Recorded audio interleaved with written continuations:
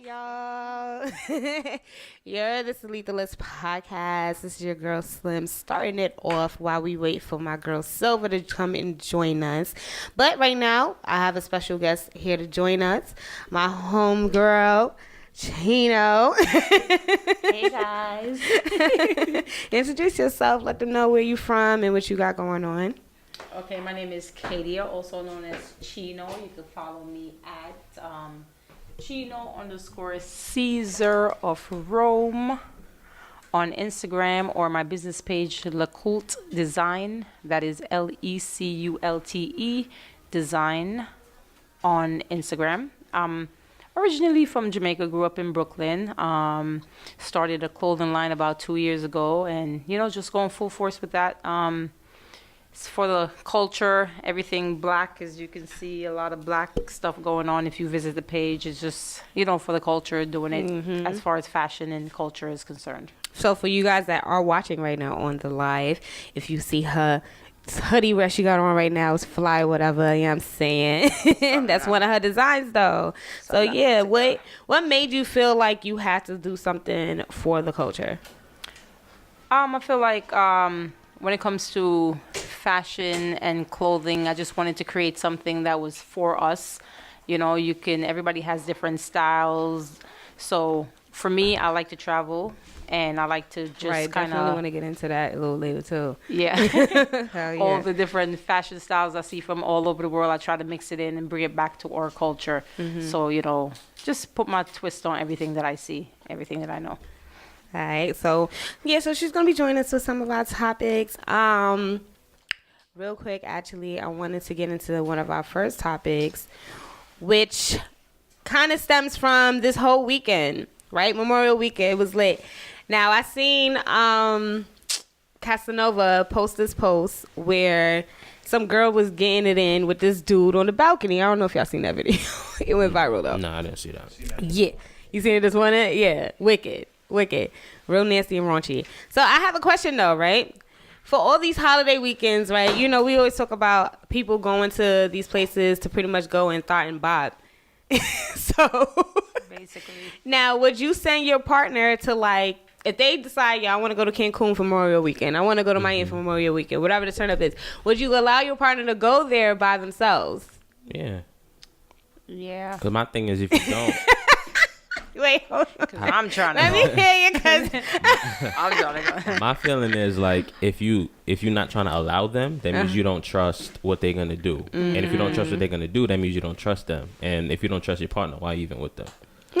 That's how I feel about it. You know what I'm saying? Factual statement. If I can't trust you to turn up without wilding out, then we really don't need to be together. No matter what the occasion is, you should know that no matter where you at, no matter what the fucking holiday is, that you're in a relationship. And if you're not gonna respect that, then we might as well not be together. You know what I'm saying? So now, is there not though some sort of hesitation though, and maybe not anything with your partner and you trusting your partner, but the environment, environment nowadays, especially now, it gets real aggressive, it gets real hectic. Not even talking about people flirting necessarily, but it's just getting real aggressive altogether. She could walk out of a club damn near, and get shot at this point. It's too much. Well, as far as safety goes, that's a different thing. If I'm fearing your safety, then yeah, I'm gonna want to roll with you. You know what I'm saying?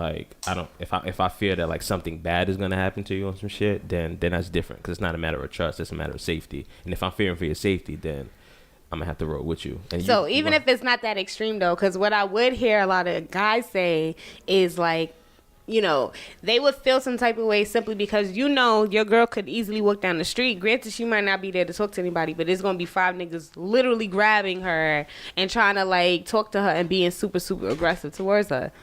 Well, yeah, like I said, you're not, if you going, go with a group of your girls. You know what I'm saying? Regardless of the situation, if you're an adult, you should know how to, you know what I'm saying, be safe in these streets. No matter where you at, whether you in Cancun, whether you in Brooklyn, you know what I'm saying? As a woman, you feel me? Y'all know the dangers that are out there. So from my experience, most women do travel in groups. You know what I'm saying? But if you're out there dolly, that's dangerous. I'm not gonna let you go by yourself. Yeah. But if you're going without me, then of course I want you to be with 3-4 of your homegirls. You know what I'm saying? To prevent situations like that. Again, anything could happen anywhere. You feel me? So there's really no preventing certain things, because if certain things are destined to happen, it's just gonna happen. So yeah, I would prefer her be with her homegirls if she's not going with me. Like I'm not just gonna. She got to be with a group. Yeah, I'm not gonna send you off to another country dolly. Like, nah, like, that's foolish on my part. Yeah, that's true. All right, so what about you though? Are you okay with her going not necessarily by herself, but like, you know, going without you in a couple, as a couple? Yeah, I'm okay with that. Like he said, it's a trust factor. If you trust your girl, then you know you're gonna let her. Because if you don't let her, she's gonna do stuff behind your back anyway. I don't think you could stop a person from doing what they don't want to do at the end of the day. If she want to do it and you don't let her, then she's gonna resent you at the end of the day. And when you go out to the parties, most of the time when you're with your girls, you're having fun. Yeah, the environment might lead if you have enough liquor in your system, but I'm not worried about that. I'm more so worried about more close-knit environments, because it's not the person in the club. How likely are you to meet somebody in the club and hook up with them? Only if you're that type of person. Right. You need to be worried about the person at the job, maybe. That you spend, the work wife, the work husband. That you spend 10 hours a day with. Now, that environment is more tricky. But now, I low-key heard you say it, though, is because also you're going to be out doing your own thing. Right. You're going to be separate from them. Now, though, is there something to that, though, where, like, you want to also be trusted? You want to also be able to kind of be in your own lane and be separate from that person too, right? Because you can't give somebody, you know, stipulations as to what they can and cannot do, and then expect that they're not going to have the same expectation for you. The moment you tell her you can't go to Miami with your friends, well, guess what? I'm not going to DR with my friends. Right, it could be like a you know, girls trip, right? Yeah. It's gonna be So don't even start that. And I don't know. Like, I feel like I don't really want you to go by yourself. Well, like, you gonna go with them? Why? Yeah, why we can't go together? Pack me in your suitcase. Like, why we can't go together? But like, what if it's like, what if it's like, yo, like the homies hit me up, they trying to do this, and all right, so one of the things for me is gonna be destination. Like, I'll promise you, one of my destination places to know, like, my shorty would go to is like is DR. I'll tell you that right now. Like, that's a trigger for me, because I feel like you hear so many stories about dudes going there to pretty much pay for pussy, and they pretend it's not prostitution. Yeah, but because do you trust they're in your DR. man enough that he not gonna do that? It don't matter if all 50 of your mans is doing it. It don't matter. If all 50 of his men, all 50 of your men is doing it, I'm not going. It's not that I don't necessarily trust you, but I am not trusting the situation, because especially and not for nothing, a lot of these dudes be having fuckboy friends, and they're gonna probably try to encourage them, even if they're not entertaining it. But even as a man, like, because I've been in situations like that when the homies is wilding out, and I play the wall. You feel me? Like, yo, I be that nigga. Like, yo, y'all niggas is wilding. You feel me? I'll hold y'all phones so y'all don't do nothing stupid. But if y'all gonna do what y'all gonna do that. But I know as a person, like, as at the end of the day, I'm a grown ass man. Right. Yeah. You know what I'm saying? So can't nobody make me do nothing I don't want to do. I was gonna say, because niggas would definitely corner you and be like, yo, shorty, go get my man's a lap dance. Now the bitch already over there halfway naked, and now you in a situation where it's bad, awkward, and uncomfortable, and now you got to be battling off this bitch. Like, that's come right on. though. But at the end of the day, I don't believe in that one thing led to another bullshit. You feel me? At the end of the day, as a person, especially as an adult, you feel me? You have the right to stop some shit at any point. You know what I'm saying? And that's why, and like I don't want to go dark with the whole rape shit. You feel me? Like, if a chick is digging or whatever and she give it to you, and at any point she say chill, you gotta chill. And as a man, you gotta know that. So that go for any situation. You feel me? Like, you could be like, I seen niggas in the strip club go in there and have a good time. I've also seen a nigga with the same group of niggas that be in there wilding the fuck out. And bro, if your girl seen you doing this shit, she wouldn't like that. You know what I'm saying? Like, we could all be in the same club, we be all paying the same dances, whatever. Some niggas is getting a lap dance and next nigga sucking on titties. That's a big ass difference. You feel me? We in the same club doing the same shit. Seriously. Yeah, out of the 8 of us, why you sucking on titty? Ain't nobody else suck on titty because you wanted to do that. Right. You feel me? So, like, if it's not your speed, then it's not your speed. If you're that type of person, then you are that type of person. There's nothing you can do to change that type of person. Like, you're not gonna go to DR and go smash a whole chick that you don't know. If you're that type of person, that's what you're gonna do. If I'm not that type of person and I consider that to be nasty, then there's nobody on earth that's gonna make me do that. Right. So what does it say to the person that isn't with that shit though? Like isn't with their partner going anywhere on like the Memorial weekends and all that stuff? What does that say to that person? Are they insecure? I think it's a trust thing, because if you can't trust your partner in certain situations, it don't, like, my thing is, like, my shorty, like, it don't matter what the situation is. I know she's not gonna do no foul shit, and if I ever felt like she's gonna do some foul shit, that's something that we need to address in a relationship. Right. You feel me? Because that's an issue. You feel me? Like, I can't trust you sometimes. Right. You know what I'm saying? I gotta trust you anytime, anywhere, any kind of situation, no matter who you with, where you at. Right. You know what I'm saying? If I can't do that 100%, then it's not all the way trust. And if it's not all the way trust, then I'm wasting my time. Because I've seen it be like, I guess, like a territorial thing almost, or kind of like again, they try to blame the other party for it, where it's like, well, I know them niggas. I might trust you, but I don't trust them niggas that's out there. That's fine. Them niggas gonna wild out, and your girl that you trust, I don't trust the bitches that surround you. And that's totally right? fine. You feel me? Every group of friends got that one homegirl that be wilding, or a couple homegirls that be wilding. Right. That's what I be saying. As long as your girl ain't the one that's wild, you ain't got nothing to worry about.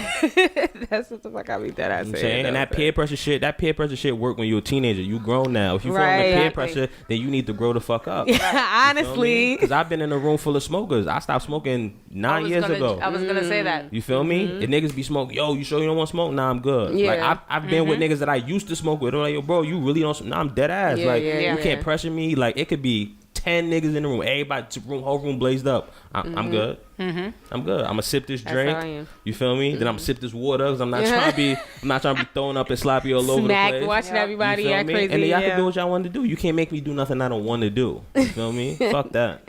That's a fact. But all right. So one of the questions I asked earlier was about females in the hip hop game right now. Me and Rico kind of touched on it a little bit. So my question was, is there any queen of hip hop right now?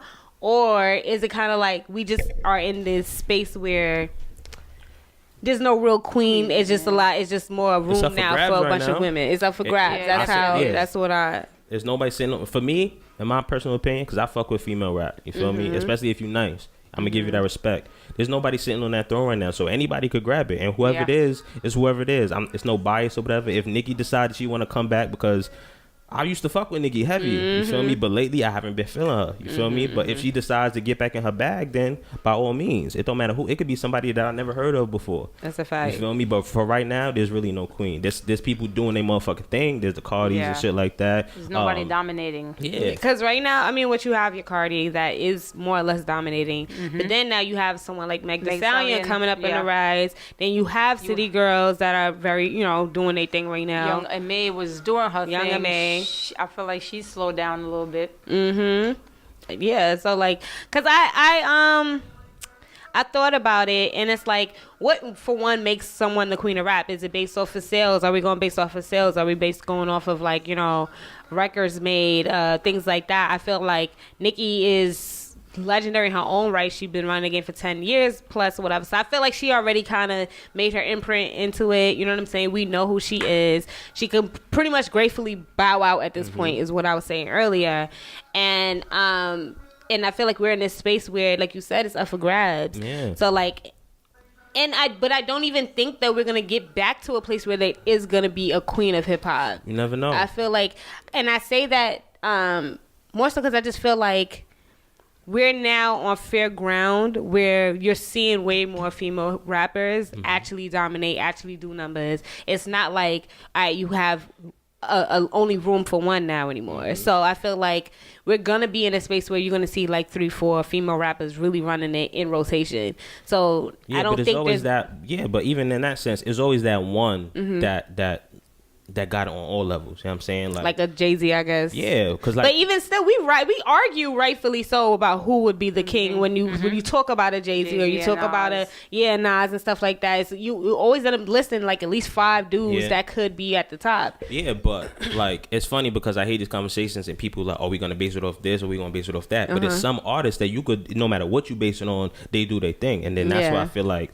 the dudes like Hov, the dude could rap. You feel me? When he drops something, people stop and they pay attention. He moved the needle. You know what I'm saying? He shifted the culture. You know what I'm saying? Like if you got all of those qualities, that's when I can consider you the king. I mean, how long do you feel like you got to really be in this industry for you to be considered then a king or a queen of hip hop? Is it consistency? Can you come out and just smash numbers and do numbers better than Elvis and then kind of like bow out and then just be like, oh, well, that's the king right there? Nah, because based off of numbers? No, because it's all about consistency at the same time. Because like you could do them numbers this year and then next year you're not doing them numbers no more. Right, but you did do the numbers though. But the king don't sit on the throne for a day. Yeah, you know what I'm saying? Like Jay-Z been consistent for 20 plus years.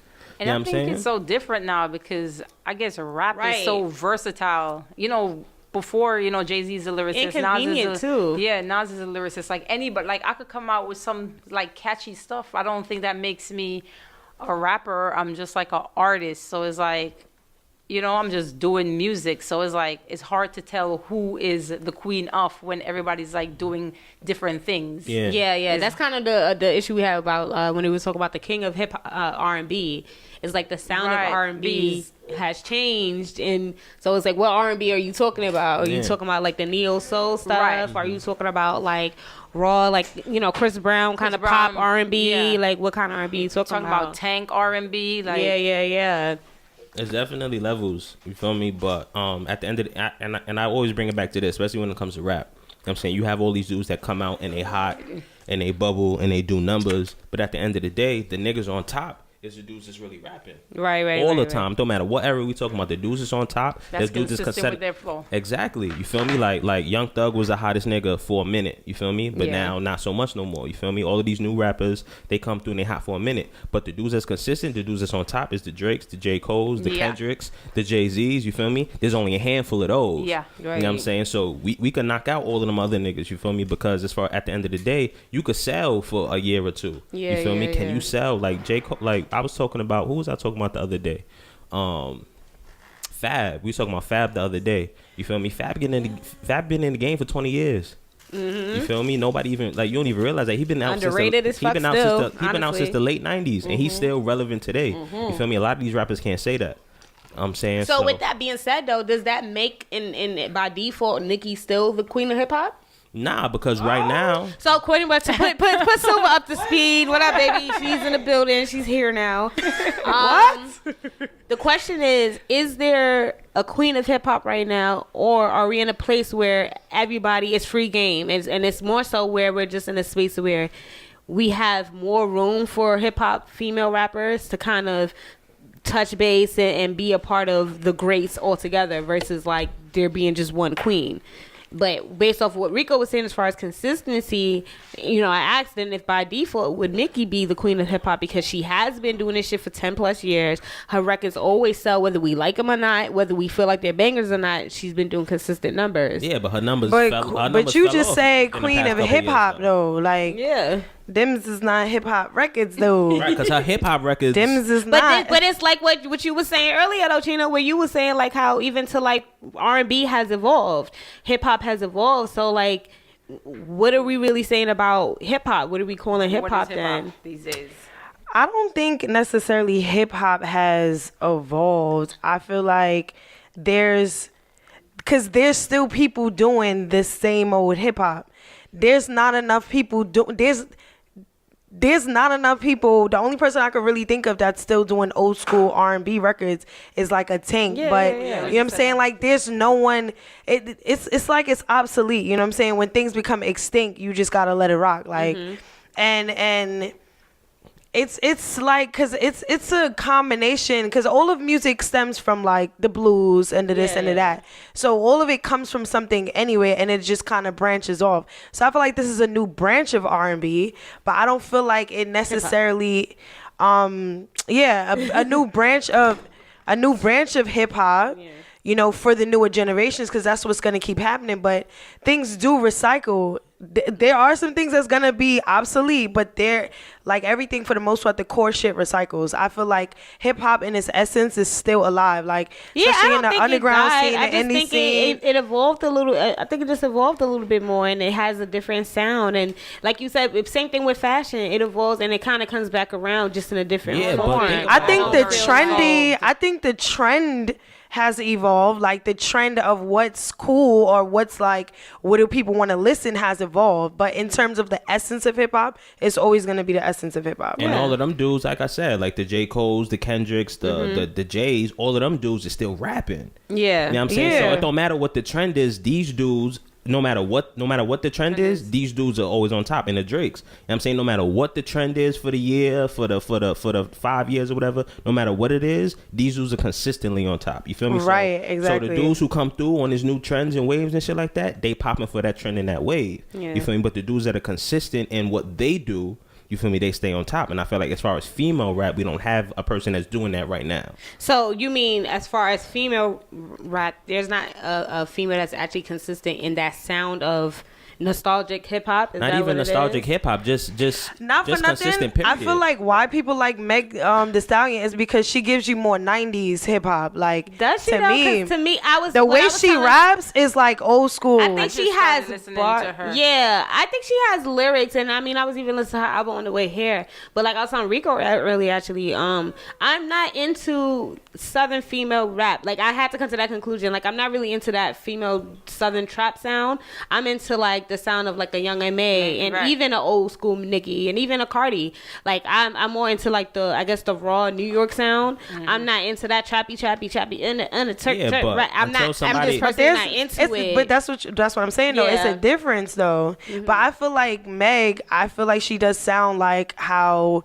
Not necessarily MC like old school Trina, like an old school Trina, yes. Yeah, you know what I'm saying? Like I feel like she embodies that. She's not doing what people are doing right now. It sounds new because of the new kids. It's their first time hearing it in their realm, in their generation. But I don't feel like it's like going on a tangent, whatever. I feel like she's still hip hop. Nah, it could be. I'm just saying that sound I'm not into. So like, if I was to sit here and pick a queen of rap, she wouldn't be that for me because I'm just not into that. She just got here too. Yeah, exactly. But that's why I'm still trying to say like, if we're talking about consistency, right? If we're talking about doing the numbers and kind of sticking true to old school hip hop a little bit, someone like a Nicki, not for nothing, by default, is still on top. But she's not hip hop. I don't. She's hip. I won't say she's not hip hop. I won't say she's not hip hop. But nah, I don't. Is it because she went far pop? Like she really went to that pop sound. And there's nothing wrong with that. Back every now and then too. But that's the thing. When she comes back, but you can't say that you though. dominate in something that you have to keep coming back to. Like every time you feel like it's like you have to have consistent tracks that match that realm. See, it would be different for Nicki if do you have to be boxed into what the I guess the idea of true hip hop is? I'm about to answer that right now. In order to be the king or queen. Now Nicki, I would say Nicki was the queen if she was on that hip hop shit, but she kept going back to the pop shit. It'd be different. Yeah. You feel me? But when you mainly pop and then dip into hip hop, it's a difference. Yeah. You feel me? Because Nicki's a pop artist in my opinion. You feel me? But if Nicki was on that rap shit, but then every once in a while she come out with like a pop joint, like how Cardi B is doing right now. You feel me? Cardi B is doing that rap shit, but every once in a while you hear her on some poppy type shit. Okay. You feel me? But that's what she's doing. But Nicki is predominantly pop. But even when Cardi goes on the pop, she still sound like the same shit that she do. Rapping, right. You know what I'm saying? Yeah. It sounds the same as opposed to Nicki. She'll go into She's a completely song different artist. or she'll turn real melodic with her like cadence and everything like that. That's you know what I'm saying? Like, it's, like Drake in rap in essence, like he could go on some pop, but he's always gonna keep his same. He could go on some UK stuff, but in essence, it's still Drake. Yeah. Right. Okay. I mean, we've always kind of talked about Nicki not having, I guess, a solid sound over the years or whatever the case is. But I think, like I said, I think right now we're not even in a place where we have a queen of hip hop. I think it's kind of like open space. Because the ones that's really my boy doing said Cardi's the queen. But Cardi, she hasn't put in enough work yet. She ain't. You We're feel not me? gonna do that. My thing is, the ones that's popping right now are still new. You feel me? So it'll be a while before we have a queen because again, everybody got to put that work in. Like I said, honestly, if Nicki decided to really jump back in her bag, and like I said, that's why I'm saying, like, I feel like by default, because I feel like if she just decided, like, I'm gonna come, but that's you just giving it to her though. That's you just giving it to her. But she's not doing that, as opposed to her doing the work to be like, because even when she do the hip hop shit, it's not really. No, the thing is, I feel like she did do the work. She just strayed away from from what she was originally Yeah, doing. so she left became the mainstream, no, she did not. What, straight away? She been straight away from before she transitioned. Like her transition was her transitioning into pop. Like her mixtapes and everything was true to it, but whatever. Like as soon as she went into like all her albums are pop albums. Like from her first album, it's right. predominantly pop shit. And then we get like the oh my god moments when she drops the song like the nigga song or whatever case may be. But it's like nah, essentially all of the body of work that she produces is pop. She likes pop. I just need her to understand that she likes pop. Yeah. We like her in pop, you know what I'm saying? But we can't keep having this argument. Like she has to understand, and everybody has to understand that this is what it is. Like we can't keep saying like, oh no, but no, this is what it is though. Like that's just what it is. I mean, I said earlier, I feel like Nicki she's in a place where she could gracefully bow out as the queen of hip hop, for whatever it was. Because either way, she still dominated as the only female hip hop artist for a while, for like the past 10 years. Yeah, so I feel like right now she could be in a space where she could bow out. But said, how many years ago was that? Like her I'm reign saying stopped. like she could bow out now. She could have. But now she just bowed out. Now she got to put now she just bowed out. Either that. But someone said, real hip hop is dead. It's trap music and gangster rap music nowadays. Cardi B is the realest.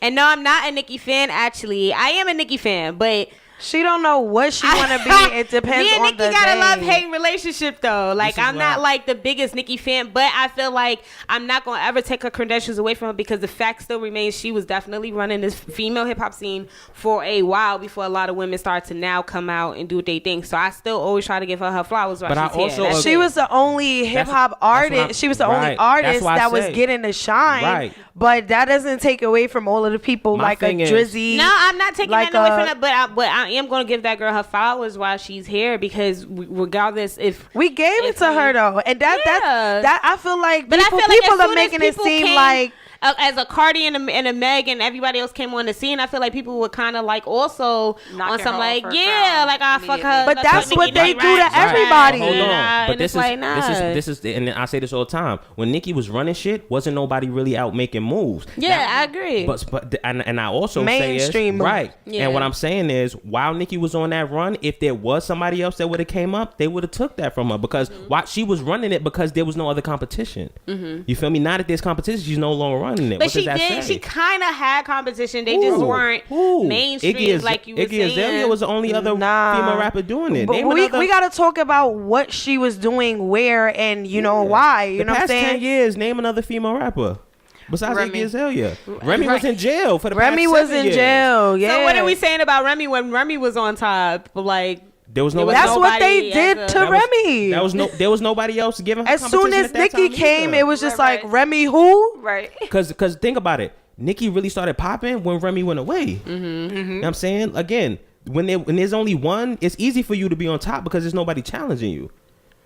Right, who's gonna survive this? But we're not gonna act like people didn't give Nicki her credit though. Like that's what we're not gonna do. People keep making it seem like people wasn't giving Nicki her credit. She did get her credit. She got her awards. She never got a Grammy or anything like that. But that's on the people who was voting. Yeah. There's a Grammy board. Like once there was credible competition, Nicki's stock fell.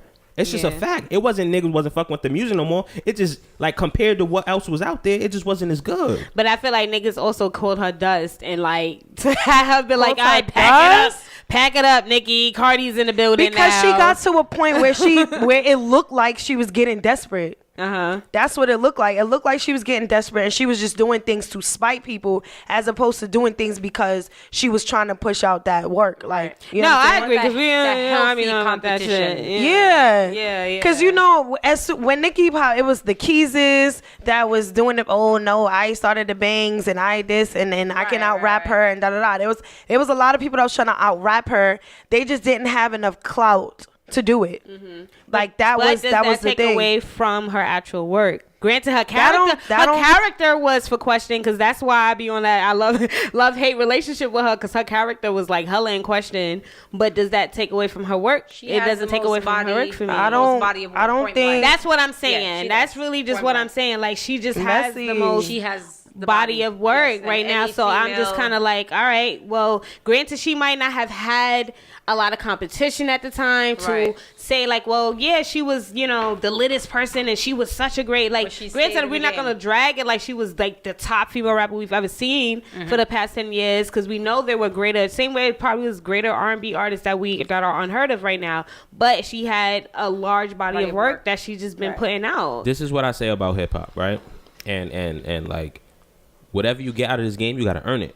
You feel me? So that's why I can't agree with the by default shit. You feel me? Like, nah, ain't no default. It's either there's gonna be nobody on this shit or somebody gonna have to earn it. Okay, I got you. You feel I me? got Because you. right now, you feel me? Nicki's not putting in the work. Yeah. You feel me? Like her last 2 years that she's been putting out music, it hasn't been good enough. At the end of the day, it don't matter who else was out. The music that she's been putting out hasn't been good enough. So it don't matter who out. It don't matter if you're the only one out. If the work is not good enough, then you can't have that seat. And then she also got real dependent on features. Like, we not going.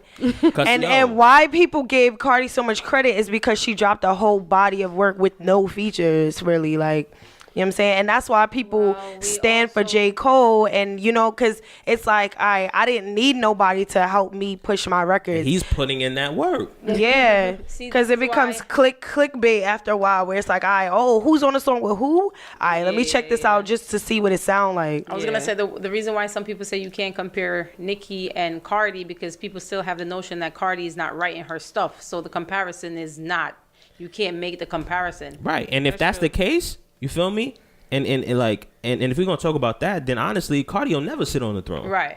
You feel me? Because at the end of, like I said, this hip hop shit, like, you gotta earn that shit. Right. You feel me? It don't matter how popping you are, like, you really gotta have it on all levels. You feel me? And that includes writing your records. Right. So You know what I'm saying? But even to that, not for nothing, I kind of feel like that's for us that we feel like that. I feel like this newer generation, like you were saying, they don't give a fuck. They just want something they could bump to. Right. And until they're like, get, They don't give a fuck about what if you writing your records. Yeah, like they don't care Nah, about I feel the like- stuff that we really care about that would make a great hip hop artist hip hop, because you see how they flock to a Lil Nas X, like, and I love him they don't down. last though. They never Yeah, last. we know They that. never That's what I'm saying. last. Like, we know that. We know the tools So, and but the things so that would make someone a great hip hop Lil Nas artist. don't write his records. No, that's not what I'm saying.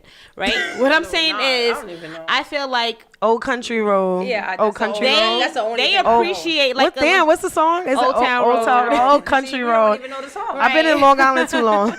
No, what I'm saying is I feel like the newer generation appreciates like a little Nas X And that's and fine. a little Pootie or whoever. I that's can't fine. remember nobody. Somebody But like said, all these Cardi new don't write Jack. She ain't the queen. Okay, that's but fine all too. these like new generation people that can drop an album, dip and go. And I feel like the newer generation respects them more though than the way we're tedious about That's not what we true, call because hip I don't again, think so. I at the feel end like of the it was day- a recent thing where people started really doing their homework, like, all right, who's writing what, and they using that to kind of discredit people. Granted, but Okay. I don't feel like was a thing before where people were really like on some shit like, nah, who writing their records? You get who what I'm writing their saying? records? Because That's I a feel now like people, thing though. Yeah, because I feel like So people it's- kind of I don't think it's just us. What sounds good. I feel like the new generation love what sounds good. They're not really studying the. I don't the agree craft with of that. hip Because hop. I feel again, like the top dudes- nowadays, granted people are bumping, but they still want to have something to kind of like debate whether who's doing what. So one of the things they used to do that is if you're writing your records. I feel like that's why is it not okay for rap artists or hip hop artists to not write their record, but when it comes to R&B, when we're talking about Rihanna, Yeah, we talk and about that. yeah. I Yeah, asked they- this question and They don't write Jack. I Yeah. can tell you the person who writes everybody. The Dream. That's the true GOAT in the game. Sia, Neo, Future, Yeah, but the criteria Lil is Yachty. different. Lil Yachty. The criteria is always different depending on the genre. But if you're specifically talking about hip hop, it don't matter what the new kids is listening to right now. At the end of the day, you feel me? No matter what like I said earlier, no matter what the trend is, no matter what the kids are fucking with right now, there's always the top four, and they're consistent no matter who the new hot nigga Yeah, is. they always throwing a Biggie. You know what I'm saying? Okay, Like yeah. so like regardless of what's hot right now, regardless of what the new niggas respecting, because at the end of the day, the new niggas grow up. Yeah. You feel Right. me? Because like I'm not listening to the same artist that I was when I was 15, 16, 17, but there are the artists that I stayed true to throughout the years. Like I said, the J's, the J. Cole's, the Kendrick, shit like that. So no matter what these young niggas deciding what's hot right now is, none of that matters. Classics are always You're never going to download their entire album. Because when we talking about the Kings, because when we talking about the Kings and shit, nobody's bringing up Lil Nas X, nobody's bringing up Tekashi, nobody's bringing up Young Thug, nobody's bringing up these niggas. Why? Because at the end of the day, the people who are on top of the game consistently are gonna remain at the top because they really doing it. So the new trends don't really matter because they just trends. It's called trend for a reason. Yeah, and not for nothing, why people are so stuck on Tupac and Biggie is because nobody has found that balance to where they can have wild lyrics, wild bars, and still make it sound good. Nobody has mastered that how they did yet. If they did, then it would be different, and people would be like, all right, you know, granted, they're still one of the greats, but we have something else to talk about now. Nobody has done that yet, to me. Because their music is timeless. Right. It doesn't matter honestly what generation you go through. Like, everybody's going to relate to what they put out. Just like we say, like, now it's just like a trendy stuff. A year from now, we're not going to listen to this whoever Tekashi 6ix9ine is putting out is going to be lame then. It's going to be somebody new doing something different. So it's not about, that's a trend. Right. And they're timeless. Right. And no matter, like, because think about it. Last year, Tekashi was the hottest nigga. This year, it's been quiet for Tekashi. You know what I'm saying? It's really been quiet. Quiet. You feel me? But you know who's going to be hot next year? You know who's gonna be hot next year? Jay-Z gonna be hot next year. Yeah. Kendrick Lamar's gonna be hot next year. You're always anticipating a Jay-Z something. Drake is gonna be hot next year. So it don't matter. It don't matter what the time is. Yeah. I say this all the time. The best rap, the most successful rappers in the game are the ones that's really rapping. Yeah. Right. That really got lyric. That's a fact. I agree. So we're gonna dig a little bit into. Actually, I'm gonna ask this question first before we start the interview fully. Have you guys seen She's Gotta Have It Part 2? No. Season 2? Have you seen season 1 at least? Yeah, I've seen season 1. Alright, so like, because it's reoccurring, what is your thoughts on this on She's Gotta Have It? Like, her lifestyle of what it was. Like, you know, being a female black woman that's a free spirit in her dating life, in her work life, in her life period. Like, what are your thoughts on that? Because, you know, in the real world, unfortunately, someone like that gets so much backlash. They get judged like crazy. You know, they get called a hoe and things of that nature. And, you know, it makes it hard for a woman to truly want to live her life fully the way that she does in that show. So, like, I appreciate the show because I feel like it kind of just shows it brings light to people, the women that really want to just be themselves and live their lives and not be restricted. They want to be able to find their independence and things of that nature. So I respect the show a lot, but I see, of course, with a lot of guys, they're like, oh, she, you know, all they doing is showing some whole shit. Like, oh, they showing some whole shit because she got 2, 3, 4 boyfriends in rotation and she got a girlfriend at the side and this, that, and the third. But, like, if anything, she's been more respected to me because she's been honest with everybody she was dating. She let them know, like, yo, you the boyfriend or you the boo. I'm just messing with you. And she was keeping the party going. But I don't know. My whole thing is, I feel like, well, at least from season 1, she wasn't happy. Like, the free spirit thing is cool, but it's like more so you're not afraid to know that you're a mess for the most part. Exactly. You're not afraid to, you know, go through things, make mistakes and fall in front of people and you know, just get back up and shake it off, whatever. I feel like that more so I respect, but I feel like at the end of the day, I don't know what happened in season 2, but I just feel like Shorty just wasn't happy. It's like at the end of the day, you're gonna have to really solidify who you are at one point. And that doesn't mean that you cancel all of the niggas or cancel all of the women or whatever the case may be. It's like you still at some point need to have a direction that you're going in. Like, yeah, that's what you kind of have to calm. That's you kind of have to calm all of the noise and kind of zero in. Like, okay, what does your next 10 years look like? Do you want a family?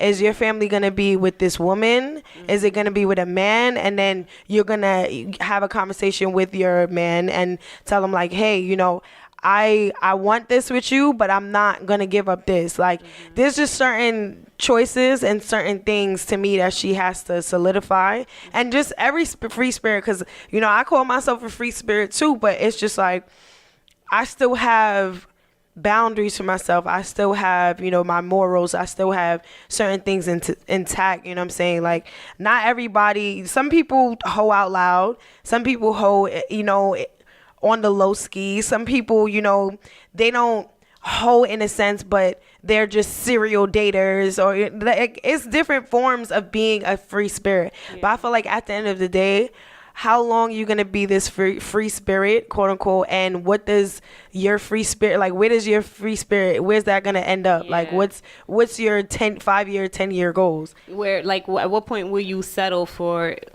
who you are and what your actual wants are? And I don't, like, how do you fulfill your desires if you're all over the place? Yeah, you know what I'm saying? Like, how do you find some type of, you know, peace or some type of calm in your storm if, you know, if something new pops up now you hear, and something, like, how long are you gonna do that? That's my whole thing. How long are you gonna do that? Is this something that you're really committed to doing for the rest of your life, or is there some point where you're gonna, like, be like, all right, nah, I gotta hone some shit in? Exactly. So I actually had one more question. Okay. So this was a Derek Jenks review. He was talking about when Jess Hilarious said that she was asking a friend, like, how do you put me on to something it was that the woman who was doing business wise, she was, you know, asking her, like, well, how do you put me on, you know, how do you get this started, like, how do you get to where you are? So the question was pretty much, as someone that's successful, are you entitled, or do you feel any obligation, or is it wrong to not want to share that knowledge with the people that are around you? And I asked this question earlier to free spirit, huh? That's not a hoe sells cat. You're right. But yeah, so the question is more or less, like, do you feel entitled, obligated to share that knowledge? And if you don't, you know, is that person kind of wrong for not wanting to share their knowledge of success with the people that are around them? Because like I was saying, I was at Facebook earlier, and some people was like, you know, you didn't gain the knowledge that I have. You didn't gain, you know, you didn't work for the success that I'm in right now, so I'm not obligated to share that information. And some people feel like that's selfish. I personally feel like, I feel both ways on that. I feel like, all right, I don't know if you guys saw that movie Lucy, right? So towards like the middle, whatever, Morgan Freeman tells her, and she was like, you know, what do I do with all this information? And he was saying, like, since the beginning of time, the purpose is to pass on information. Yes, your purpose is to leave information behind, so the next generation of the people behind you, you know, have guidance. They have a form of guidance. This is why we record things. This is why we have our social media and things like that. So what's the point if you're not going to ever share that knowledge with anybody? Right. That's what I feel like. So I feel like it is a bit of, you know, this crab in a barrel mentality that we all have somehow. And I feel like when you don't choose to share your knowledge, whether it's timing or whatever it is, you feel like that's holding you against, you know, from wanting to share that knowledge. I feel like it is a sense of selfishness. It's a sense of insecurity. Like, this person might end up doing better than me, or this person might end up, you know, taking what I earned, and I earned this, and it's like it's almost a feeling that your validation, I guess, is being taken away from you if you share your knowledge. So I think it's somewhat of an insecurity to not want to share that knowledge with others. I don't necessarily believe it's an insecurity. I do believe that, especially, and I can only speak for Black people, because I feel like we are the people who have this issue the most. Society has set us up in a situation where we've been playing catch up with everybody else in this country. You know what I'm saying? Just because of the situation we've been based on our history. Right. So what happens is you got generations of people who had to build up everything on their own. So what happens is, I'm saying, like, yo, if I had to work for it, you know what I'm saying, nobody helped me out, you know what I'm saying, you're going to have to do the same thing. And that's something that we got to fix as a people, in my opinion. You know what I'm saying? Because it don't make no sense why every generation of motherfuckers is out here struggling, trying to get their own. You feel me? Right. Like, if my mama own a house, you feel me, then I should have a house that I'm growing up in. Right. You know what I'm saying? Like we growing up living in apartments and shit like that, because again, we playing catch up. Right. You know what I'm saying? And no blueprints are being left. Right. And what happens is when Black people do get successful, they get the situation like, damn, like, I worked my whole motherfucking life just to get to this point. You know what I'm saying? I'm not just gonna get this shit away for free. You feel me? But again, that's just a mindset that as a people we gotta figure that out. And I feel like it gotta start with us, because we the generation right now that's we're at that age where we having kids and shit right now. So we gotta flip that. You know what I'm saying? We gotta break the chain from now, because if we don't, it's gonna be up to the next generation. And why not start right now if we're able to? Because like, look at someone like Nipsey Hussle. You know, he had so much knowledge that he was willing to share. You know, and look, now he passed away. Imagine if he would have never shared that knowledge. We wouldn't have felt the impact that we did. We wouldn't have felt a sense of growth within our community that we did, because we had someone to leave us the blueprint. We had someone to share his values with the rest of the world. We got to continue to pass that along. Exactly. How do you feel? I want to hear your thoughts before I say something. I feel both ways, because of course I feel like you should share your knowledge with the people who are interested in learning and are showing the effort to learn. Because then you have the lazy motherfuckers that sit around and wait for you to do something so they can do it too. You got to be teachable. You got to be teachable. You got to want to learn. You're not going to sit there and watch the next person grind, and then you're like, you know, watching their every move just to get off from where they're getting off from. And some people just want free information. You know what I mean? They just expect you to share that information, which is, like you said, I'm putting in the work. Like, I went to college, I got my education, I paid for it. You know, I put in the work. What makes you think that you're going to sit at home and not do nothing and then just sit here and just feed off of everything that I have to give? Right. You know, it doesn't come like that. But if I see that you're making the steps and you want to learn, but you may not have the resources, you know, everybody don't have the same resources or whatever. So there's no reason why I'm not going to share my knowledge with you, but I'm not going to share my knowledge with people who are, in essence, I consider to be lazy. Yeah, you know, you're just not going to get that free knowledge. But then again, there are certain things that you know, like, that some people are not privy to, not because they don't want to know, they just not in the didn't have access. Right. And they just don't know because they don't have access to people who are going to share that information with them. There's people out here that has no idea about, like, investments and wealth and real estate, not because they don't want to know, they just have nobody around them to teach them that those things. So if you see people like that, then, you know, you want to share that information, because as a culture and as a race, we got to progress. So if we have the information and we're not sharing it, then we'll never move as, you know, as a culture, period, point blank. So if you have certain information, it's great to, like, let people know. Like, if you walk into a place of business and, let's say, for instance, I work in a bank or whatever, so I have the young cats that come in and they want to do certain things. They want to open accounts. Some of them for fraud reasons, some of them for, you know, Some of them there.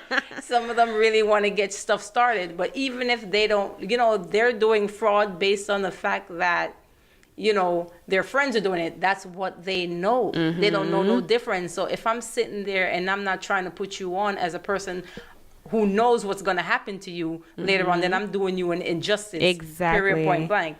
Or I could look at you and be like, that's not my business. Like, go fuck up your future if you want to fuck it up. You know what I mean? Yeah. But then again, you're recycling them into this system of doing the fucked up shit. Now they're behind. Right. Yeah, you know, when they get to 30, they're going to look back and be like, yo, I should have never did that stupid shit I did at 18. And some people do stupid shit like fuck up their credit and things of that nature at 18 because they had nobody that was going to tell them. Like, if your parents didn't tell you about financial well-being and financial health and things of that nature, like, so I'm saying majority of our parents never, because they didn't know. It's not because they didn't want to tell us. They didn't have the information to tell us. Right. So we don't know, not because there was just no information for us to know. So if we know now, we have to put people on to things like that. Perfect. Yeah. I got a perfect example for that, because like you just said, like, I grew up, like, I just maybe in the last 2 years got my credit to a point where my shit is good.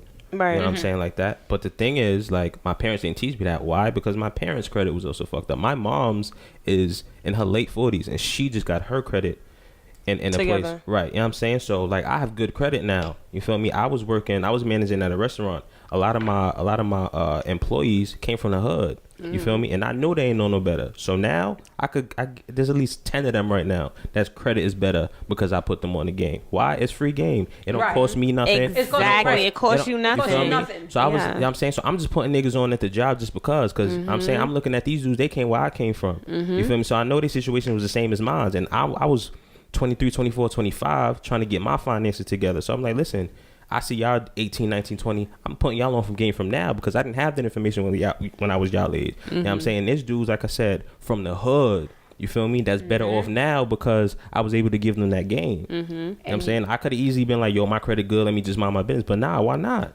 Because I feel like it's nothing wrong. So my whole thing is, and why I'm on the fence with the question is because I feel like number one, knowledge is power, right? Right. So people will take that and run with it, and they'll feel like, okay, I have the upper hand, or you know what I'm saying. They'll try to use that knowledge against whoever and whatever.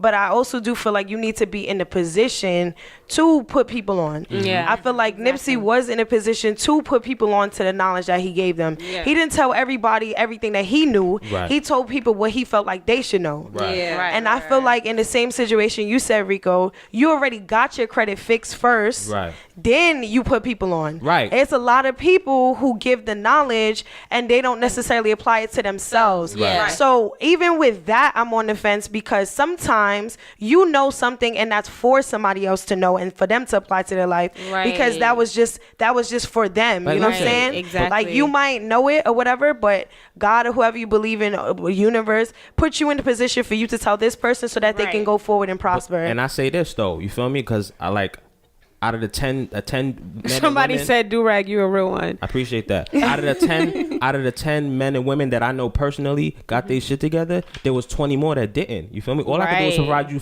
with the information. Exactly. What you do with that is on you. Exactly. That's why I feel like, you know, it costs you nothing for me to give you the tools. Now, what you do with that moving forward, like you saying, that's on you. So at the end of the day, like now it's different if my name is attached to something. Like if I have to use you as a reference or you're using me as a reference, and then you fucking it up, and then you know it backfires on me somehow. I understand that hesitation. Like I'm not co-signing. I'm not co-signing shit. But I'm gonna let you know. I'm gonna let you know the steps that you should be taking. Yes, exactly. But we're living in an era where everything is a cosign. Like when you tell somebody, I really do believe that. Like if I was to sit here and tell somebody one thing, they're gonna come back and sometimes credit their success or whatever the case may be to me. They'll post or tag me or whatever the case may be. Some people don't even want to be attached to that because not even necessarily to say that you took it and did something fucked up with it, but it's just like, you know, I was just telling you to tell you. Like I wasn't telling you for you now to feel like you owe me something, you know what I'm saying? Right. But another key thing that I want to make sure I say is that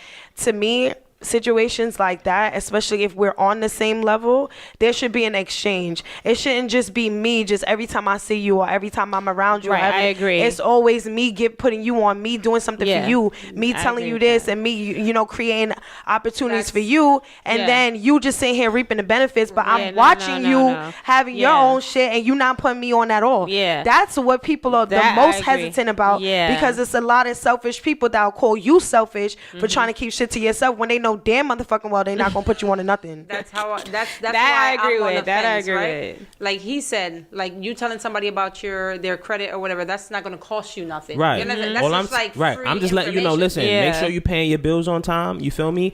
If you get yourself, and I had dudes apply to get credit cards, and I'm like, listen, you do this or whatever, yada yada. Put your Netflix bill on that shit, and then that's it. You feel me? Just pay off your little $8-10 a month on that shit. Let your credit build up. You feel me? Put your cell phone bill on auto pay. I'm not telling you to put your light and your gas bill on auto pay because I'm not trying to fuck up your finances.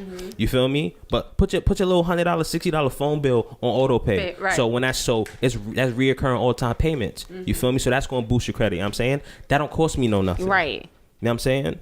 It's certain information that's not for everybody, Right. and that's a fact. Something like your credit, where it doesn't affect you personally, yeah. and you know what I'm saying, it's something that should be public knowledge. That shit should be in school. But there's certain information that, like I was saying, is specific to certain people, because again, knowledge is power. That's facts. So if I tell I'm not giving nobody keys to the kingdom. Right. So if I tell you, like, oh, you know, this combination right here blows the world up. Not everybody's supposed to fucking know that shit. Yeah, That's yeah. privileged information. There's information that is privileged. But back to like the core of the question, like if you made it and Somebody should said you, poetic justice, let that It's hurt locks. go, baby.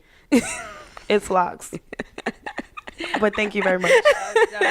This is But you know what I'm saying? Like, so fuck, damn, you fuck my shit up. But anyways, so yeah, so I feel like it's certain people that feel like they should know something, but they're like a fucking Scar, or they're like a fucking what's that nigga named Jafar from fucking Aladdin? You don't niggas want, don't need to know. Like, what's the thing? what? That sucked the blood? A leech. A You don't want a leech. leech. Yeah. And it's I not agree. even just a leech, though. It's not even just a leech. Like, say, because there's somebody like Karen Civil. Karen Civil drops jewels on her fucking Twitter, on Instagram, wherever she can, she'll drop a certain knowledge or whatever. That's public knowledge. But in terms of, like, I was mad that her book was fucking 30 pages. I'm like, bitch, where is the keys to success? How the fuck did you get where you at? Like, I know you work with Beats by Dre, nigga. I know you work with Lil Wayne at ASAP Mob. Like, nigga, what did you wear that day when you went to the interview? Like, it's certain shit like that. But then there's a general information you give people, and then like you were saying earlier, is work that you have to do in order to unlock it. Because I could tell you something and you not understand what I'm saying, but if you doing the work, it's gonna hit you. You know what I'm saying? So I feel like, but that's why I feel like it's not gonna hurt to get that information, because bottom line for me is I can sit here and give you the actual keys to the information, right? But it still may not be for you. So like we talked about before, when you say someone might copy you or repeat something that you successfully accomplished, it's like, yeah, you might not. So I'll use myself as an example. When I would do hair, right? So like everybody does hair, but my technique is always going to be different from yours. Right. I can sit here and show you how to braid, but your braiding technique is still going to be different from mine somehow. So to me, it just comes down to that little aspect of just being your unique self. That's always going to be everyone's edge. So I can sit here, give you the books to every school every book I've read, give you the information to every school I went to. I can show you everybody I introduced you to, but you are the person ultimately that have to get yourself through that door. So I can share that information with you. Some people are really fucking lazy though. So instead of, so that's why it's like it's on you by the time but I don't feel like I should have to hold that information, because you are always going to be the one that's going to defer from me to where something about you might not get you to where I am. So I don't feel intimidated by that. I think when at least I don't even think it's intimidation, because but there's some people that are dead ass lazy, and you talked about copying. There's some people that are dead ass lazy, and they'll take word for word or step by step what you said and do exactly what the fuck you do. When you do your homework and you got the person in class, like I've literally in school, I have no problem to help you. That's a perfect example, actually. I have no problem to help you and tell you how to do the homework. But when you take my paper and you copy it word for word, and it's called plagiarism, now you about to get me and you kicked out of school. But think that's a problem. Yeah, I think that's a perfect example. You can copy off of my homework, but you're not gonna pass that test though. Exactly, and then not only that, because I know niggas that'll cheat their motherfucking ass off and got a whole degree behind cheating. But that's a fact. That's a fact. But not only that, I know, like, my mom is a teacher. Teachers fucking know. They know who you cheated off of. Yeah. Just some people will let it rock. They might let it rock, but what I'm saying is people, the world knows what's authentic. Yeah. And so that's why it's like, it's I get how it bothers you as someone that, if people are copying you, but you sometimes have to remember the ultimate goal, because at the end of the day, like, it's not going to do you a justice or a service by holding back information because you think someone is going to copy you, because they can copy you all day, but that authenticity is not ever going to be there. Even to being in class. I'm not giving you my whole test to copy though. Yeah, right, I agree. I agree with what you're saying, but what the opposition to what I'm saying is still important too, because you have a lot of artists for one who will copy a nigga, and then you still got the artist trying to sell their shit on the block, and then now this person is on fucking billboards. And that's a fact. They'll copy the style, they'll copy the cadence, And they'll add copy the something to motherfucking it. lyrics or whatever case may be, and they will prosper with your shit just because it's just But because they're not gonna last. just because it nobody's But they made seen a it. million, It could have been like a timing type of thing where it's like the same exact thing, the same exact motherfucking thing. they have the but resources because to make it pop. because somebody's looking at you right now as opposed Yeah. to 5 years ago when I was doing this shit, now all of a sudden you popping off of Yeah. my shit. Yeah. So I get what you're saying, like, but I do think that certain knowledge is privy to certain people, and I do feel like there are some people that just they don't. It's certain things they just don't need to know, and there's certain people that you could tell them something, but it'll unlock when you do the work, and you have to do the work at the end of the day, Yeah. because it's not something as simple as credit or whatever case may be. There are finesses, there's professional finesses out here that will make a way out of no way. It still comes down to what knowledge and who. I think when you also look from the perspective when you become a business owner and you're investing in yourself, Right, it that's a becomes fact. even more tricky. It gets when personal. you- Because It's gonna it's get not personal, even that's why. personal. It's cost. Yeah, it's now cost, it's costing me, and that's what I was saying. Where sometimes you have to be in a position to put people on. Yeah, that's yeah, why yeah. you have That- yeah. panels. Yes. That's why you have financial advisors or whatever. People get paid to give this knowledge. Yeah. Some people, yes, they will give the knowledge for free, but there's certain information that There's like some things that's not it's for free. it's taking more out of me to tell you Right. than it is for you to hear. Yeah. I mean, I do agree with timing of when you deliver your information. You let the world on, put people onto your information. I think that's important. I think you shouldn't, when you're now still doing what you're doing, I don't think you should share everything with everybody. But I think once you are in a position where you can afford to give that information out, because you Perfect. already are in your seat of success, that I think it's nothing wrong with, giving But sharing that somebody information. like Just Hilarious is still learning and still growing. So granted,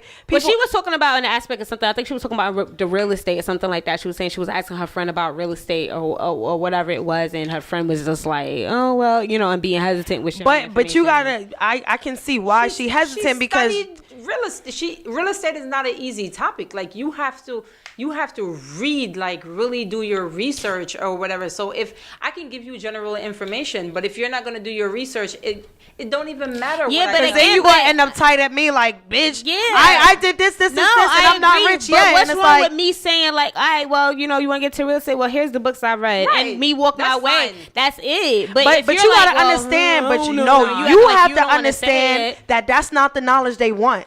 The knowledge they want is the what the fuck will in-depth. make them pop now. Exactly. That's They what they want want. in-depth. That's what they want to know. They don't want to know what you did at square one when you was broke as fuck. They want to know you as successful right now. How can I be you right now? Not you before, you right now. That's when you have to school people and teach people like, listen, I'm here right now based off of these 20 books I had to read, off these But- 20 years I had to put in. So Simplistic. that's the key. Simple example, because I get this a lot, like with the travel stuff, right? Yeah. You know that I travel. I do my research as far as travel and how to travel for cheap or whatever. So people will look at me and they'll be like, how do you travel so often? How do you travel for cheap? And I will tell you. Don't buy them sneakers and Right, buy a right, flight. Right. You can afford, everybody can afford to travel, is what you choose to do with your money. Facts. Now, the technique is there's different things. You're going to use all these different platforms. Are you going to be like me? Are you going to look every day at flights? Are you going to search Kayak? Are you going to search Expedia? Are you going to sit on the computer every day and look at these flights and try to get them at the perfect moment? I can tell you that. You have to do your research, and you literally got to sit on the computer every day, and you got to do this and you're going to do that. And then they look at me like that doesn't make sense. or Just send me the whatever. link Right. 6 weeks Send me the- before the vacation on a Tuesday I at night. agree. Yeah, That's what the fuck they gonna say. And then they're like, "Oh, can you help me?" So now you want me to do the work? Do you Exactly. Yeah. You already Do gave you- them the information. They want you to I'm execute telling that you bitch. What I Yeah. do, but you want me to sit on the They want you to computer do for it. you for 20 hours to plan you a vacation for And not free. pay you. That's You what the know fuck how we many- talking about. Yo, and Yeah, let's not let's let's not be naive with this fucking information. Like $3.99. They that- want me let's to not spend be naive. You know how But many that- times I draw it up? All right, I'll say, you know what? I'm gonna draw up a couple places for you. I'm gonna pick out a couple of flights or whatever. Give me a budget. So I'm gonna do this for you. I'm gonna draw it up. How much you willing to spend? $500. $500 on a vacation. On what? No, I've seen this happen. And I will. What? And I will To book Jersey. You, no, I've done it. I'll book you a $500 vacation to Cancun, all inclusive. Oh, wow. Because that's your budget. And then I pull it up and I give you the resorts or whatever. And then you're coming back. Oh, I don't like this resort. I don't like that. Well, you asked me what I do, and you gave me the cheap ass $500 budget. So and this is what your $500 is going to get you. Right. Period. Now you're looking at me like, she don't be in these places or whatever. You don't know how much I spend, or whatever, or you don't know the timing of which you gave me what you wanted at the moment, and I got you what you can have at the moment. So it's like I did all this work for you, and you turn around and you still picky. Yeah. And then I'm doing this for free. Yeah. For now, fucking now we're not free. even talking anymore. For like you want to fucking book free. a vacation. I'm gonna tell you what to do. Like, go do it on your own. Like, let me give you another fucking example. I'll give you two. Matter of fact, it was one person who seen my profile on Facebook, whatever. Clearly, it says once you hit my shit that I'm a host, personality, event curator, and whatever the fuck. So now you DM me saying, hey, on your profile, I see that you book artists. I see that you do whatever. You're coming to me telling me what the fuck you see already. Now, I said, okay, how can I help you? Okay, so do you book artists for shows? You just came to me and told me that I did. Now you're asking me. Then I said, okay, what's your budget? Like, what do you know what I'm saying? What are you trying to spend? What are you trying to do? Oh, well, I need studio time. I need this. I need that. Can you book me some shows? Can you book me some press? Can you book me this? I said, okay, well, here's my here's my what you call it? Here's my service fee or whatever fucking fee I said. Here's my inquiry fee and shit like that. And then, let me know what your budget is after that. Why am I paying you? What the fuck you mean? Why are you paying me, my nigga? Because information, right? because all of this, you want me to book you studio time. You want me to book you radio interviews. You want me to book you for shows. Who the fuck is paying for that? Mm-hmm. Like, I have to sit here and now take the time out of what the fuck I'm doing to do something for you for free. Yeah. And I asked you to pay. It was a consultation fee. I said, my nigga, you're not even $20 consultation to invest in yourself. $20 consultation fee. I didn't even give you fees for nothing else. I said, the fact that we're even having this conversation, I'm just gonna provide you the infos, and you could just press send, motherfucker. That's all. I just said the consultation fee $20. Right. Oh, nah. Were you fucking dumb? Like, are you really dumb? But I charged you less than dinner, nigga. Like, and some people like that. Wait, here's peep the second example, right? In themselves, like the little dollars, but you will spend $20 real quick on weed. I was gonna say. Here's another thing. Right now, and that's it. Here's how you know motherfuckers is lazy, right? We have a conversation and you ask me for a number for something or for a certain contact, and the shit could be right above what the fuck last conversation we had. Mm-hmm. Now, when you need the information again, instead of looking right the fuck up right there, you asking me again. Yeah. Why? That's what I hate. Why? That's like a supervisor. Scroll the fuck up. Scroll up.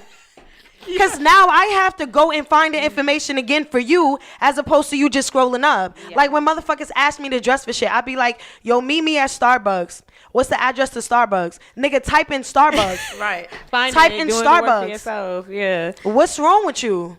I mean, I feel like there's a difference between, again, like just simply sharing information and doing the work. Like, sharing information for me is, all right, you want to know how I got into real estate? All right, boom, read these books, go on your way. Now, again, you could bring the horse to the well, but you can't make it drink water. So it's like, to me, again, like once I pass that, it's on you. I'm leaving it in your hands. I'm not here to babysit you and walk you through steps of what I did, how I did it, and the details in between that. I can give you the blueprint, but that's it. You got to figure out how to build a house. You got to figure out where to get the supplies from. Like, so, but I feel like there's nothing wrong with giving the blueprint. I think people become, when I got the blueprint, they become lazy. Yeah. And I think to the flip side of that, I feel like entitled. But I think to the flip side of that, I think people start to hold on to information as if that is their most cherishable thing, which in some instances it is. It is. But at the same time, again, like I said, it's also your purpose to sometimes share that information because, you know, like what you were saying earlier, you might be in environments with people around you that don't know how, they've never even seen this shit before that you might be capable of. You know what I'm saying? And they just want at least a step. So, you know, I feel like it'd be remiss for me to not share that information with the people that are around me. I feel like and it's then circumstantial.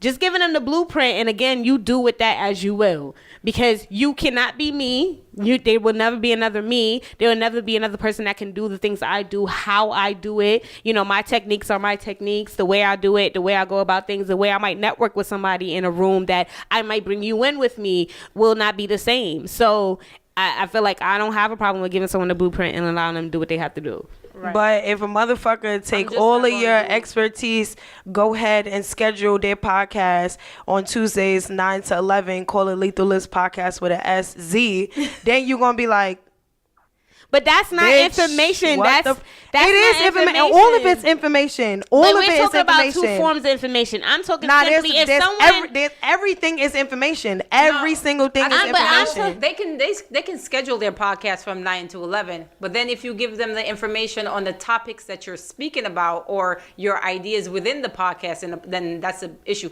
Okay, they can set up their podcast. That's fine. But then if you bring forth your own ideas, that's okay. But if now... Nah, it's a nigga studying you. Nah, because niggas will listen to the podcast and after every episode repeat the same motherfucking conversation we had with the same questions, and y'all niggas is gonna fill away. But that's not information I gave. It is talking about because this is a public forum. But at the end of the day, people gonna people are gonna copy everywhere. People gonna, and that's what people. That's the way of life. But I'm not gonna hold on to that and say, you know what? If somebody wants to learn, I've told people how to start a podcast already. So it's like I'm not gonna hold on to let me not have the information on how to shit. That's some slave shit. Like you can Google that. You can Google that. Right. Yeah, I don't feel like I have to hold on to the fact that I'm not gonna tell nobody how to start a podcast because I started it and I'm waiting for this. I'm just not gonna create it for you. Exact. That's it. And that's what I mean. I'm not gonna create it for you, but I don't feel like I have to hold on to the blueprint on what to do. I agree with that. That's it. But here's the thing, like I'm saying, like the knowledge is accessible, but niggas is gonna come back to you and back to you and back to you. I agree with what y'all are saying, but I just feel like this needs to be said too. Motherfuckers be really lazy and really fucking entitled, and not everybody deserves all the information. But guess what? That's how you, as the person that's doing the work, continues to win. It doesn't matter because same way we were talking about all the way back to just the hip hop conversation. All these trends and people doing it for the trend are going to fall to the wayside while the greats continue to be great. Listen, you get what I'm saying? If you don't even support, if it's a motherfucker that don't even support your podcast, right? Then period, point blank, I'm not giving you the information. I agree with that. If you don't support, but that be the thing too. I kind of agree with that because there's a lot of my information. There's a lot of motherfuckers who don't know what I do, but will ask me for every little fucking thing. You don't. And then that's why you gotta ask what it is they want, because what they might want is just the celebrity. What they might want is just the popularity or the money or whatever it is. But when people come to you, that's not necessarily what granted. With me, there's some people that really dead. I say that shit, but people are not always going to present it like that. They're not going to present it like that. Like I was talking to somebody. I was talking to one of my homeboys, and they were saying like they used to link up with certain people, because in the industry niggas do that all the time. You link up with certain people, you got your connects, they got their connects, or whatever case it be. So now you taking them and y'all linking or whatever, you putting them on to this person. Now that person's working with that person. You put them on to this studio, whatever case may be. Now the person's in this studio. You put them onto this. Now the person's doing this with that person. So they taking all the information and then they running with it, like literally running with it. Because now you ask them like, yo, can you like, you know what I'm saying, like record something for me, or can you do this for me? And then it's like, no, I'm busy. That's why I agree or too. No, I'm this, or I didn't come here to do that, or I didn't, like, why do you feel like I owe you something? And it's just like, now you got to think to yourself like, damn, well, you don't owe me anything, because nobody really essentially owes anybody anything. But it's just like, again, when you on the same kind of network and same type of playing field, some niggas really feel like, okay, you told me N, You should have never told me. Yeah. If that was the case. So that's why some people are reluctant to share information because they get burned way too fucking many times, and that's how niggas end up disappearing with all the fucking knowledge that they have. That's really what it come down to. That's why I think Sometimes. I think ultimately, like, some of the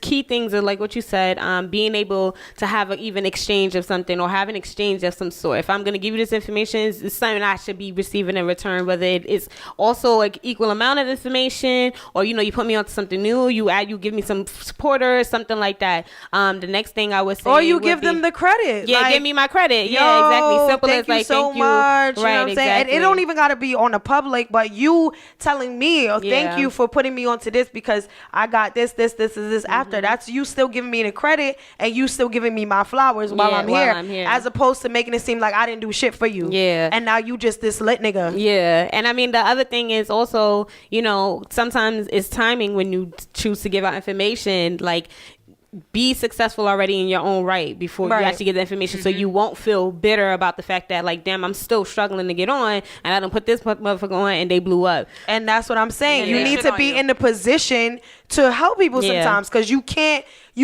save somebody if you dying. You know what I'm saying? You got to make sure you solid in your shit. Facts. And I think, you know, ultimately, like, the last thing I think is also just understand that no one is you. So whatever it is that you created, whatever came from your heart, whatever came, you know, to you, or whatever the case is, that's always going to be for you. So it, to me, it's not going to ever matter how many people took your shit and copied it, because we're all literally all doing the same shit. We're all talking about the same shit. It goes in rotation, but we listen to the Breakfast Club because they're lit. You know, we listen to what we listen to, or we wear what we wear, because that's just what. But when a motherfucker like. does that shit enough times to the point where you feel like you can't even push something out before they fucking steal it out your fucking mouth, you're gonna feel away. That's how you gotta be successful first. And not even that. Like, I don't want people who's out there that feel away to feel like they're wrong for feeling away. You're not wrong for feeling away. Like, that's normal. That's human. Granted, you know, what you were saying earlier, like, you feel like it's kind of like selfish or whatever, and it's kind of like insecurity, whatever case may be.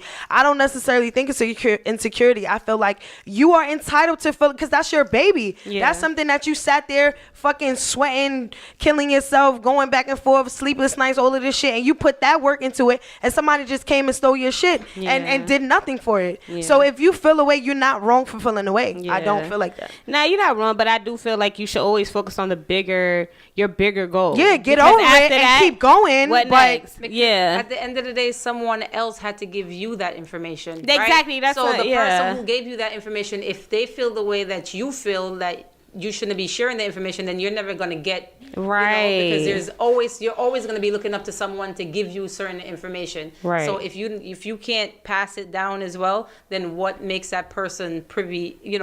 Privy to that other person's information. So it has to be a balance between everything. And don't get me wrong, this is not me being bitter. I literally drop knowledge every day, every second of every day. I'm always helping people. But you understand, always and I get it. But I have to talk about the other shit. When it's your baby, you're going to be personal. Take you to personal. You go into, when it's your business, your craft, you put your all into it. You own everything. Like, you're going to be feeling away if somebody comes and steal your shit and just walk off with it. Because anybody who's successful will tell you the same thing. Like, niggas will steal, you will feel away, but it's just about the bounce back and how you get back up and how you keep going. That'll solidify, you know, like we were saying, that'll solidify your success. That'll solidify that you are one of the greats. The fact that you can still get back up and do it, as opposed to, you know, letting it take over and letting that shit be louder than what the fuck you're really trying to produce. You know what I'm saying? Because again, that's why a lot of people that we feel like may be dope on a smaller scale, or like on a neighborhood scale, maybe city by city, they haven't made it because it's like, yo, they feel like, shit, well, it's no fucking point. Like, then they start ghostwriting. I mean, you as a business person, what's your experience having created your clothing line? Have you feel like anybody has been kind of like jacking your style? Like, you introduce yourself again also for people that are just tuned in. Okay, so I have my clothing line. You can follow it on Instagram or Facebook. Is Culte Design, LECULTE. That's what she's wearing design, now, guys. right? I don't think y'all could see that little logo or whatever. But I feel like the stuff that I recently created, I haven't seen it. I haven't either. Technically anywhere. I actually, when I did create the idea, all right, so it's more like travel gear. So the purpose of the gear is I travel a lot. So when I'm on the airplane, How many places have you been so far? Let these people, because she really does. 32 countries so far. That's minute to certain people that I know, but 32 countries. I feel like I seen you somewhere. I feel like I reposted your shit. I'm not gonna hold you. Yeah. Maybe, yeah. Like 32 countries. So for me, it was just, I have the clothing line. Like I said, it comes from traveling and, seeing different cultures and trying to take those cultures and mix them back to our culture or whatever. So the recent stuff that I put out is the travel gear. So I just feel like when I'm on the airplane, like I'm freezing cold. So I always need to be in like hoodies and sweatsuits and things of that nature. And then I'll hop off the plane from New York in the middle of winter and I'll hop off in Barbados and I'm like, fuck, I'm not dressed appropriately. Yeah. So I decided to just make something where, okay, on the plane, I'm fully clothed. I have on a sweatsuit or whatever. And then when I get to Barbados, I just take off the sleeves and I take off the legs. Okay, now I'm in shorts and shirts without having to change 2 outfits or whatever. So when I created the idea, I was just like, it was just something that applied to me. I feel like it would be beneficial for people or whatever. So when I put it out there, I told no one, but just one person that that does clothing as well. And when I said it to him, he was working on the same thing.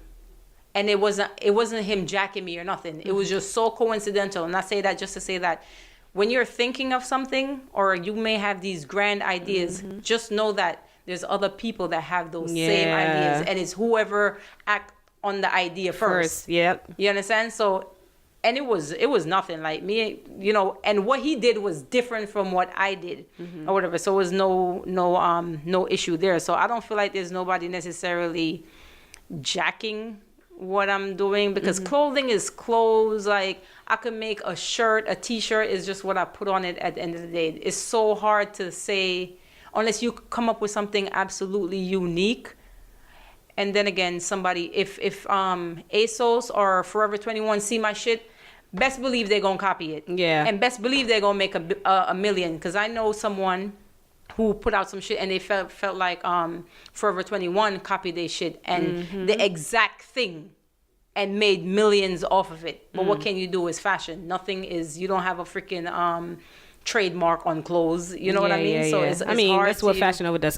Yeah, but look, as soon as Kim Kardashian put out something, what happened? Yeah.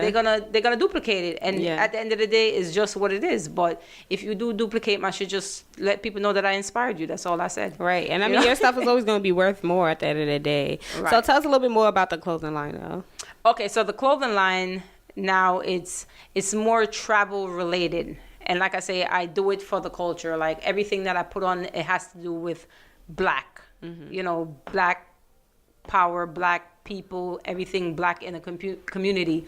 And not to say that white people can't wear it because white people like black people too. So why, why you like our culture. So it's not that when you put on the clothes, it's going to say that it's for black people, as in only black people could wear it. But I'm doing it. You're catering it to the black community. Right. Yeah.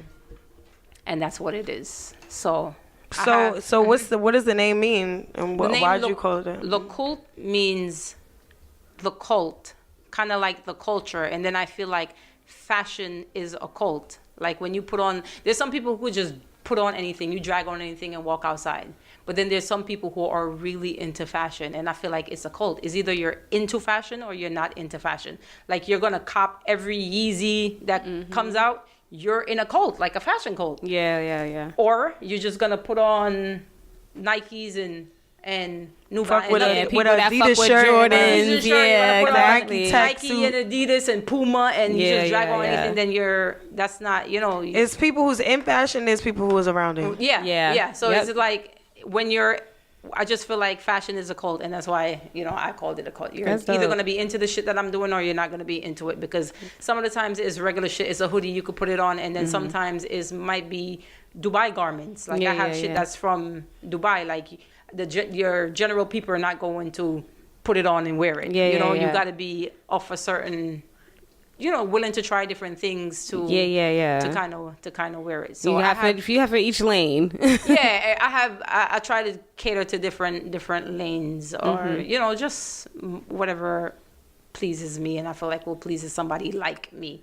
Have you always been into design? Because I was like, when did she start like sewing, and like when did this come? No, where did this come about? I don't even know how to sew. Okay, Like, so no, is it that you just have a vision? You tell someone like, this is how I want it. Right, Okay. I have a vision. I know what I want. I did take sewing classes. I really suck, and I need to do that. But I just have my vision, and I have someone who sews for me. So I just draw it up, and I have people who digitalize it, and then I have someone who will sew it, and then I have people who will replicate it. So it's just my ideas.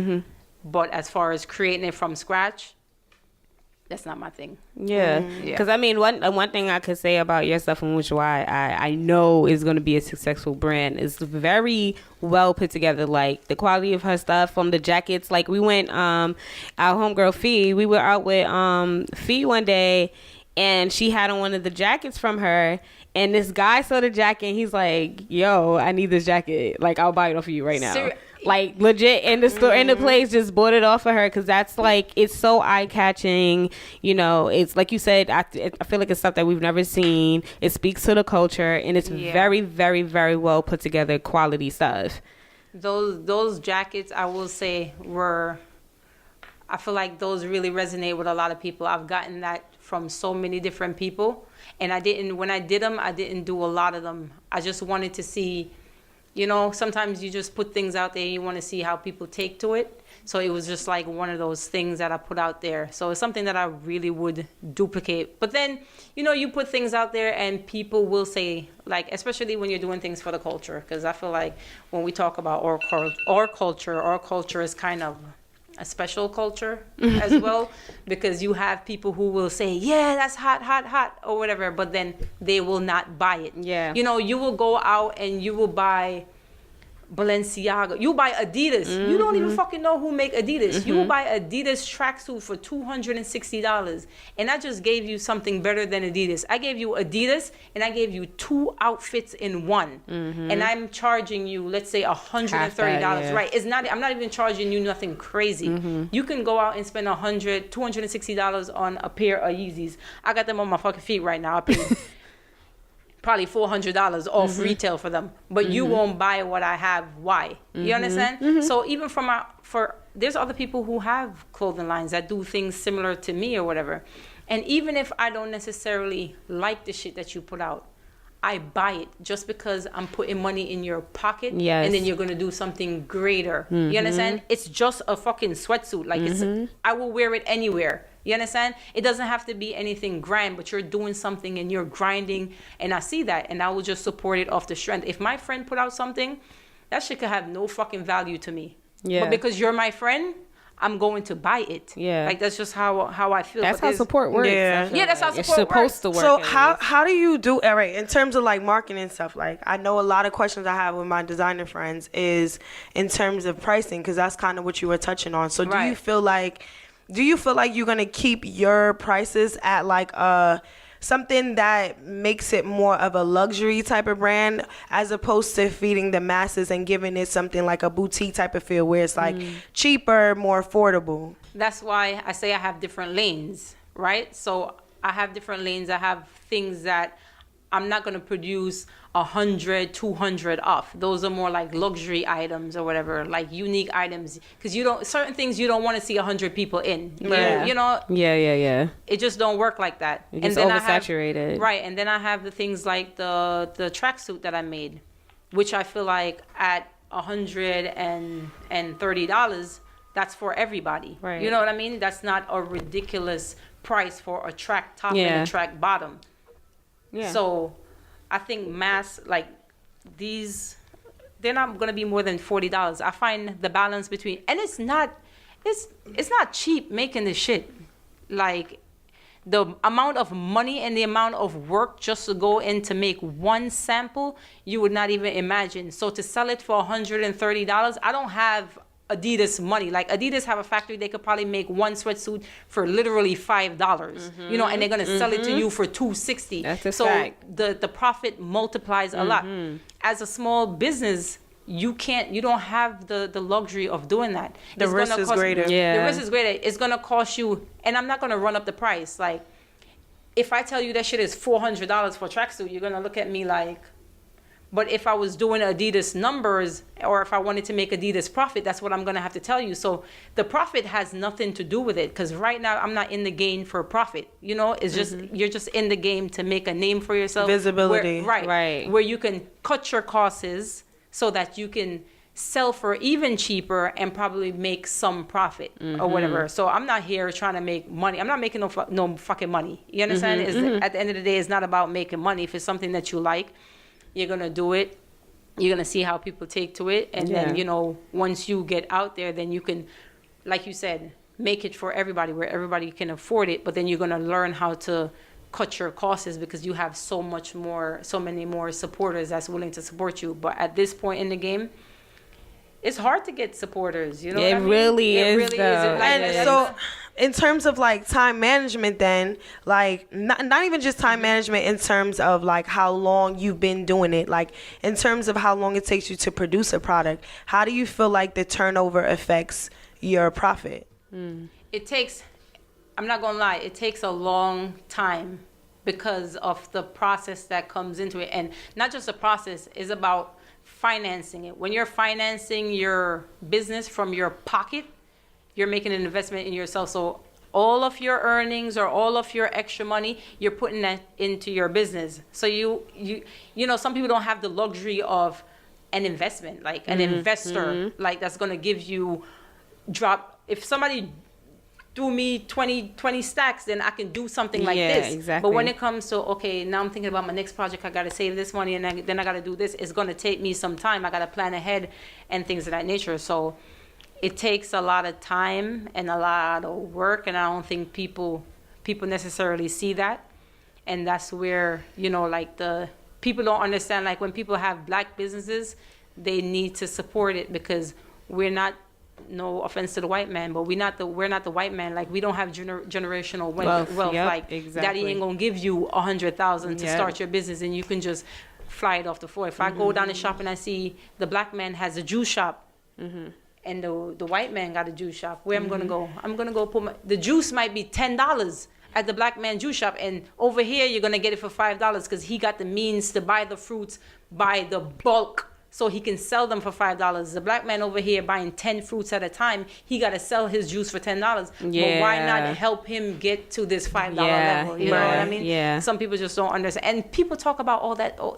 They talk about black power and black support all the time. They talk about it so much, especially with this Nipsey Hussle shit, but they have no idea what that means. Yeah. Like, but even with that being said, like, do you feel like if you don't buy your materials, your fabrics, and like your stitching from black owned, like from Africa, is it still a black owned business if you don't get your supplies from black people? Like on some Killer Mike shit where everything is black. Yeah. Right. And that you got to get to a place where you can do that. Yeah. Because gotcha. Because it's hard to find them. Yeah, it's hard to find. Gotta, I've gotten stuff from Africa before. I've gotten fabrics from Africa before. But who the fuck is who's gonna fly to Africa to go get the shit and then come back and sew the shit with the black man who's gonna charge me? When I'm sewing my shit with the black man, he gonna charge me a good $450 to make one fucking shirt. Yeah. You know, one T-shirt. Yeah. Just for me to go replicate that T-shirt. Yeah. Now, when I replicate that T-shirt, I can't do that at the black factory in Brooklyn. That's gonna cost me twice as much. $3,000 to make 10 shirts. I'm never gonna. I'm gonna be under the boat. Yeah. Trying to mass produce something. So you gotta cut a couple of corners. You could support where you can, and support don't always come in the form of money. Because I understand. Okay, the tracksuit may not be your style. I understand that. You know what I mean? That don't mean you're not gonna spend. You might not have the money to buy it. I understand that, but support comes in different forms. What you can do is you can share this. Share it, repost. I done wrote a whole essay, bitch. You see my essay. You know I had this conversation before. Stop telling me I'm doing good and thinking that support. That's not what that's. Stop telling me I'm doing good when you don't even know what the fuck I'm really doing. Stop it. Just cut it out. Just because you see me standing next to somebody's mother, like, stop fucking playing with me. And that's even a fact. Even if the sweatsuit is not for you, like, I don't wear this. but your brother do. Yes, exactly. You know That's what why I I mean? be So saying if you're gonna buy a gift, you a might not Christmas be a gift for fan, but the people around you might be a fan. Yeah. Like I've had people. The most support I've gotten is from the people who don't fucking know me. Yeah, this is why I was gonna say, do you think it's better to maybe just start networking out and then in? Because I found it easier, and it's no shade to like friends and things like that, but I find it easier for me to start promoting with people I don't fucking know. I be tagging people I don't even fucking know, and I'll send myself to people. Yeah, because once you get their attention, they don't know you. You're a new land, and once you get their attention, they fuck with you, and they fuck with you heavier than people that actually know you. And sometimes I don't think it's necessarily a spiteful thing that they do as people that know you. I think it's hard for people that don't know you, and we've had discussion before that it's harder for people that know you sometimes to accept this version of you that's doing something different than what they normally see you do. And it's like, oh, she's probably just gonna do this for a little bit and then whatever. They don't really know and understand the passion because they've known you since a child when you was just kicking rocks and not doing much with yourself in the first place. So people that's don't why expect you to change as well. And so they don't know I feel like hidden passions. as someone that knows me though, at best do what you said. Like even if you're not gonna buy it because that's not your stilo, repost my stuff. You should be reposting and sharing and liking and commenting and doing things like that as much as the fuck I do it as my friend. And allowing people that are outside of you to really gravitate to me, because my audience is only gonna be but so big with just me. That's why I need you as a friend as a supporter to repost and share and help and not me. even just that, sometimes like we have to understand, like grandma can't come to every show, your sister can't buy every tea, your homegirl can't always give you free lashes, you know what I'm saying? Like it's a certain amount of support that those people are even gonna do. Like granted, we want them to keep showing up, but they still have their own lives to live too. So I don't knock everyone. That's why me personally, I don't really invite people to shit. Like I feel like if you see it, you see it. If you're gonna come, you're gonna come. Because sometimes you shouldn't have to convince somebody to support you. Yes. That shouldn't, I shouldn't have to give you a whole fucking speech. I shouldn't tell you who's there and what's going on for you to want to come. Because if you was gonna come, you was gonna come. Because there's little bubbles that fucking pop up where it's like, oh, Davies is gonna be on fucking Coney Island. So now you want to come outside. Now you there the day before at 3. Like exactly. Now you got your blanket and shit. You sleeping on the corner just to fucking see. But when I was asking you for the sake of being there for me, you wasn't with it though. But you see some shit coming out. You see Yeezys coming out and stuff, and people will repost that. I still have to you repost it and you don't even know. You don't even fucking know Kanye West. I love when they repost that Oprah shit where it's like, oh, if you repost this, Oprah's gonna send you a fucking car and shit. And you see everybody going off, reposting it, tagging this, tagging that. Mind you, Oprah don't even know what the fuck going on. Strategy though, marketing strategy. Because that's mad crazy that you say that, because I feel like what sometimes people like to present is that y'all are your own world, y'all are your own thing, y'all have your own, you know, community, your own forums, your own events, and everything is just, it's very small. Because we all, networking and our circles with our friends and certain things that we do, like in the industry and stuff, everything is small. People always end up bumping into the same person. So the fact that you're saying that you don't really get the support from them, why do you feel like it is? Because to me, growing up, I felt like gays never really like lesbians. So it's just like that, and I have this transgender people were on over here, and then you know nobody talks about hermaphrodites. I'm still looking for the hermaphrodites. If you a hermaphrodite, please link me so I can know you okay. You know what I'm saying? Like, and then it started to become like, instead of being like a whole thing where it's just like, okay, everything was just gays. Now it's like everyone has their own sub-channels, and it's like the more time goes by, the more tired you get, and then you have non-binary. I know that. And you have some people who don't want to be labeled, but in a sense have their own label and stuff like that. So it's just like, how you found your way community, and that's something that you can, because you know why the fuck people be clicking on these little dumbass videos. It'll be like, oh my god, he's so sexy in the fucking caption. Then you click the shit because you trying to see what the fuck is sexy. Right. So if you repost this like the same way you telling me my shit fire, tell the world my shit fire, so people can just click on that and be like, oh, nah, this shit is even if you fire. don't even fucking think that shit is fire, like you probably if my friend put out some shit, I'd be like, this is fucking dumb as fuck. But you know what? It's for you. Repost because somebody else might think this shit is fucking fire. You know, somebody else might find value, but just because you don't find value in what I'm doing, don't mean there's not somebody else out there that's gonna find value in what I'm doing. It may not be for you, but if you put the information out there, it could be for you. Look at all these Yeezys was ugly, but what? You put it out there, everybody started liking it. Exactly. Guess what? You know, maybe them shits ain't ugly after all. Right, exactly. Right. But that's how it goes. So now you travel.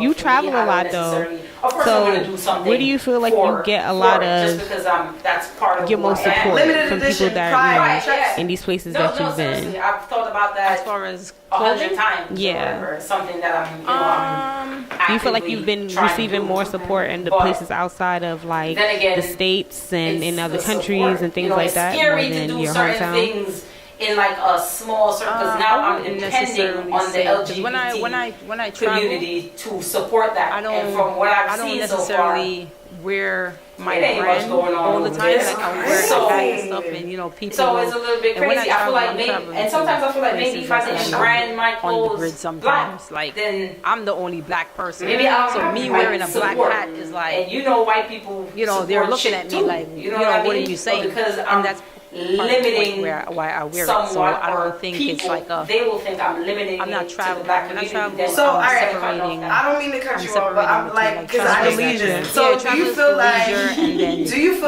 in terms of the community, but when it comes to white men dominate in terms of consuming, like travel also like they're the biggest consumers? Because that's honestly something that I was thinking. I feel like there is, because we know like when it comes to like hip hop and certain things, black women are the biggest consumers. But in terms of fashion, from what I seen and what I've known, that's a whole different. Within the black community, there's an LGBTQ community, whatever you want to call it. Granted, women are always, there's more women on earth. So it's like a double whammy. In terms of making your shit hot, or whatever, you go to the gays. When it comes to my straight folks, there's but so many. It's crazy. I have so many questions, but all right. So originally I was gonna ask you like, what do you use in terms of marketing? Like, do you feel like Google Plus, Yelp, analytics on Instagram? Like, how do you market yourself? Because we know we talk about reach all day, but are you doing the work on your end also to reach people? I would say I definitely have my points, my point in time where there's sometimes when I'm like,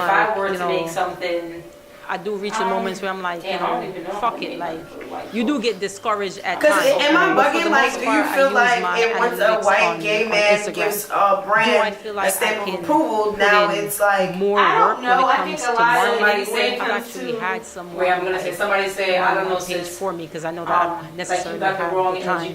But then again, there's nobody to say no, seriously. Like you. Yeah, but this is coming from somebody who doesn't know me personally, and that's why I said the people who don't know me. So it's about personally the people who know me from Instagram. That's who supports me the most. The people who I know and I bump shoulders with in the club, and I go to your parties and I go to your events. They don't fuck with me. I don't put so much money into your fucking pockets without. When I go to a party and an event between the or two. whatever. So as far as marketing, I have I'm generally off Instagram. When I go to like a party or event, that's me supporting you, because I can sit here and I'm like, I really want you to talk about this LGBTQ. You're not gonna get my situation about because that's mad crazy that you say that, because I feel like what sometimes people like to present is that y'all are your own world, y'all are your own thing, y'all have your own, community, your own forums, your own events, and everything is just, it's very small, because we all, every networking and our circles with our friends and certain things that we do, like in the industry and stuff,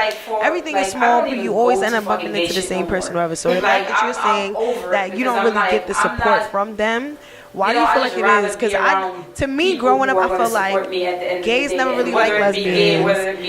Transgender people were on over here, and then nobody talks about hermaphrodites anymore. I'm still looking for the hermaphrodites. If you a hermaphrodite, please link me so I can know you okay. You know what I'm saying? Like, and then it started to become like, instead of being it like a whole thing where it's just like, okay, everything was just gays. Now it's like everyone has their own subtitles, and it's like the more time goes by, the more titles you get, and then you have non-binary with, and then you have some people who don't want to be labeled, but in a sense have their own label and stuff like that. So it's just like, how do you find your way in the community? And is that something that you're gonna try to do, like try to gain support from them, or maybe have a hoodie or like a tracksuit that is especially for them? I thought about that. There's so much out there. So if I can inspire people through travel and through the brand to get them out there and to get them to see the world, then that's something. See, I don't want to make. The thing that I consider is I don't want to make. Because the brand right now is about different cultures. When you see different things, when you see like a, you want to see Dubai on TV all the time. You see them dress up and you're like, yo,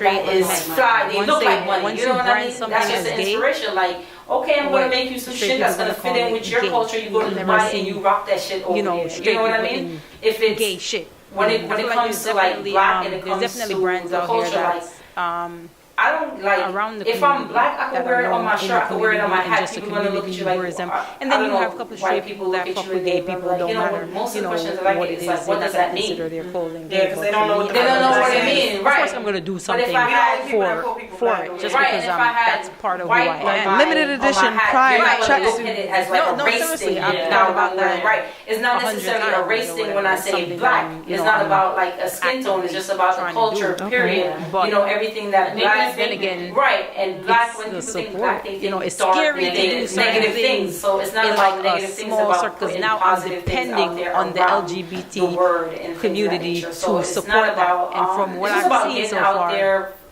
and just ain't much going on over there. It's crazy. So it's a little bit crazy. I feel like maybe, and sometimes I feel like maybe if I didn't brand my clothes, and I'm just trying to do things that are different, that other people maybe don't have. I'll Things that are support. Beneficial. I'm not just and white people support shit right, too. I'm not gonna give you know just what I mean? anything. But because I'm limiting somewhat, or people, they will think I'm limiting it to the black community. So, all right, I don't mean to cut you off, but I'm like, because I just need this. So, do you feel like? Do you feel like, in terms of the community, white men dominate in terms of consuming? Like, they're the biggest consumers? Because that's honestly something that I was thinking. Because we know, like, when it comes to like hip hop and certain things, black women are the biggest consumers. But in terms of fashion, from what I seen and what I've known, is that white gay men are like one of the biggest consumers. Like, granted, women are always, there's more women on earth or whatever, but in terms of making your shit hot, you go to the gays. Right, because just so normalize this culture gay in different females places. like me. I don't think what I mean. Culture is like men are going to be men, whether they're gay or straight or black or white. So when you say white men, of course they outnumber us, period. So they are going to be the biggest consumers, period, point blank. So because they have the funds. They have the funds, and they outnumber as far as where can we find you as far as statistics go. So you can find me on. So if I were to make something, damn, I don't even know how to make something for white folks. Because am I bugging? Like, do you feel like if once a white gay man gives a brand a stamp of approval, now it's like, I don't know. I think a lot of when it comes to where I'm gonna say I don't know, sis. Raise awareness, like you got the wrong LGBT circle. No, seriously. But this is coming from somebody who doesn't know me personally, and that's why I said the people who don't know me personally, the people who know me from Instagram, that's who supports me the most. The people who I know and I've bumped shoulders with in the club, and I go to your parties, I go to your events, they don't come to me. I don't put so much money into your fucking pockets. When I go to a party and an event, people or whatever, but if you're scared to do certain things, you just can't live your life. When I go to a part of your event, that's me supporting you, because I can sit here and I'd be like, scary to be in. You're gonna go to Iraq or Israel, something, and see black I'm not people, gonna they're gonna kill you. bar and spend $100 in your club. New York You won't City benefit. and die. So it's like 100 people think like that, and you won't have parties.